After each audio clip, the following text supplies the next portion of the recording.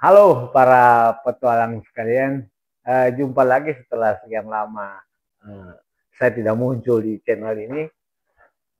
Sebenarnya video kali ini cuma eh, merespon saja dari kawan-kawan yang menanyakan yang lagi hangat diperbincangkan di publik, yaitu tentang kebijakan dari PPATK untuk memblokir rekening yang non aktif atau yang tidak aktif selama 3 bulan itu akan diblokir. Tentu setiap kebijakan pasti ada dampak-dampak yang ditimbulkan, baik itu yang dampak yang menguntungkan maupun ada juga kebijakan itu pasti ada dampak yang merugikan, tergantung dari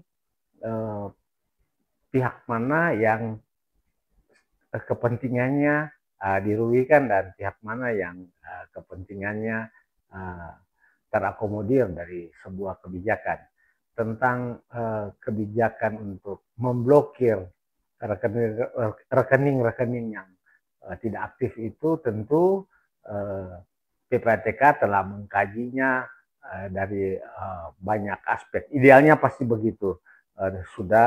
Ini sudah dikaji, tetapi yang perlu memang kita diskusikan, apakah kemudian pengkajian sebelum mengambil keputusan atau kebijakan ini telah dilakukan secara komprehensif dengan tentu mempertimbangkan aspek-aspek tertentu dari masyarakat. Kalau kita pahami lebih lanjut, tentu PPATK dalam konteks bagaimana mencegah terjadinya tindakan-tindakan yang merugikan masyarakat dari penyalahgunaan rekening-rekening yang sudah tidak aktif. Tetapi di pihak lain banyak masyarakat yang tentu merasa dirugikan atau merasa terganggu kepentingannya apabila kebijakan ini benar-benar dilaksanakan. Kalau dari sisi keuangan daerah, keuangan negara, sebagaimana channel Petualang Ide ini concernnya ada di situ, tentu kalau di sektor publik memang dalam kurang lebih 10 tahun terakhir semua rekening yang tidak aktif dengan sendirinya harus ditutup. Jadi tidak ada lagi di daerah yang punya rekening-rekening yang tidak aktif. Semuanya sudah ditutup. Kemudian kebijakan untuk single account, di mana semua pendapatan daerah itu harus masuk lewat RKUD, itu meminimalisir hal-hal seperti yang dikhawatirkan oleh PPATK. Tetapi bagaimana dengan di sektor private, terutama bagi individu-individu? Kalau bicara keuangan kan terutama di kelas menengah ke atas yang sudah paham tentang keuangan individu, selalu kan memisah dana yang masuk itu sesuai dengan peruntukannya. Misalnya mana dana yang boleh dipakai untuk investasi, mana dana yang untuk dana cadangan atau untuk jaga-jaga. Yang banyak yang tidak aktif itu adalah dana-dana cadangan yang dipakai kalau dalam keadaan yang benar-benar terdesak. Sehingga rekening yang seperti itu pasti tidak aktif. Karena kita tidak tahu, misalnya kita mengalami kecelakaan atau kita sakit dalam jangka waktu yang panjang, sehingga penghasilan yang ada tidak lagi berjalan seperti biasa, baru dana cadangan itu dipakai. Tetapi dalam keadaan normal, rekening dana cadangan itu pasti tidak akan disentuh.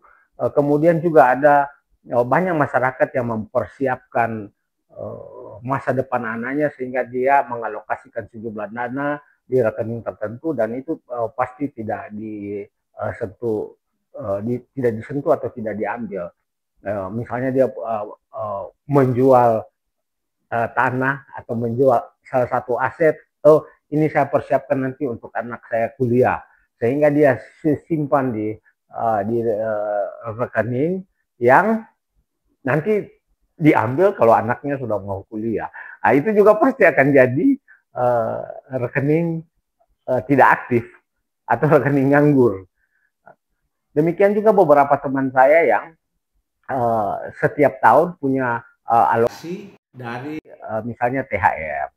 THR itu setiap tahun kalau dia terima THR, kemudian dia hanya pakai misalnya setengahnya, atau malah banyak juga yang full untuk disimpan ke rekeningnya, dan itu nanti rekening itu akan ada transaksi lagi tahun depan ketika dia terima THR lagi, sehingga itu juga nantinya akan masuk di definisi rekening yang tidak aktif itu. Demikian juga ada kalau di kami pegawai negeri sipil ada juga gaji 13 yang diperuntukkan untuk anak-anak sekolah. Itu biasanya pada tahun ini karena diterimanya mungkin waktunya sudah mepet sekali dengan pembayaran sekolah anak-anak, makanya biasanya dia talangi dulu dengan yang ada, kemudian yang ketika gaji 13 itu untuk uang sekolah anak, dia simpan di rekening, nanti itu akan dipakai tahun depan. Itu juga akan jadi rekening yang menganggur. Demikian juga banyak saudara-saudara kita yang karena profesinya, penghasilannya itu tidak bulanan, 3 bulan, 4 bulan, dia panen, kemudian sebagian dipakai untuk konsumsi ke rumah tangga dan sebagian besar akan ditabung, dan rekening itu mungkin bisa 4 bulan, 5 bulan, 6 bulan, malah mungkin bisa setahun sekali baru ada transaksi. Itu juga rawan untuk didefinisikan sebagai rekening yang tidak aktif. Hal-hal yang demikian memang perlu dipertimbangkan secara matang, perlu menjadi salah satu aspek yang perlu dipertimbangkan dengan baik agar supaya meminimalisir kerugian-kerugian yang ditimbulkan dari sebuah kebijakan.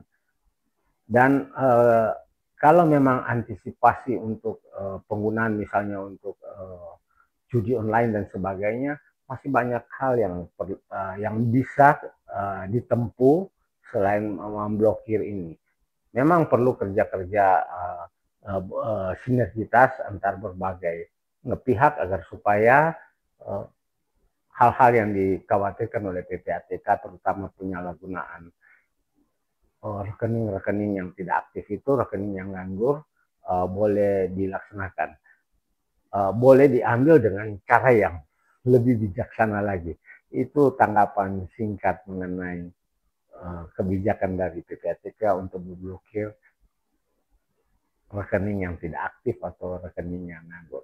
Saya berharap kebijakan ini bisa dikaji lebih lanjut, dan beberapa hari ini di media sudah diberitakan kayaknya sudah mendapat atensi dari Presiden Republik Indonesia, dari pimpinan negara ini, setelah memang ramai diperbincangkan di publik, dan kita berharap bersama ada solusi terbaik, karena memang pemerintahan yang sekarang sangat responsif, terutama kalau ada kebijakan-kebijakan yang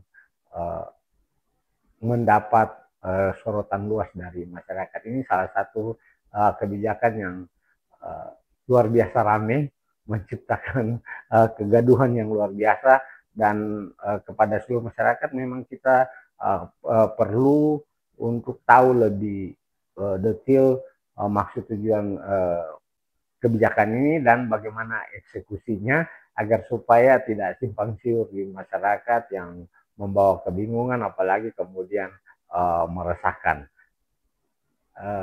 Melalui channel ini saya berharap memang ada solusi terbaik untuk kebijakan ini. Namun pada dasarnya banyak pihak yang dirugikan dengan kebijakan-kebijakan seperti ini, yang terutama menakutkan apabila kemudian trust masyarakat terhadap dunia perbankan menjadi turun, karena fungsi perbankan sebagai fungsi intermediasi nantinya akan terganggu ketika nantinya masyarakat enggan untuk menabung lagi.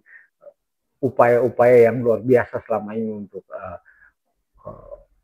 menyadarkan masyarakat agar supaya menabung, agar supaya menggunakan penghasilan yang ada sebaik mungkin, kemudian nanti terjadi bias-bias karena ada kebijakan ini yang merobohkan usaha-usaha yang selama ini dilakukan dengan intens. Itu saja, nanti jumpa lagi dalam bincang-bincang kita selanjutnya. Tetap ikuti perkembangan lewat channel ini. Ditunggu komentarnya dari semua petualang sekalian yang tetap setia dengan channel ini. Ayo, yuk. Jangan lupa tetap semangat.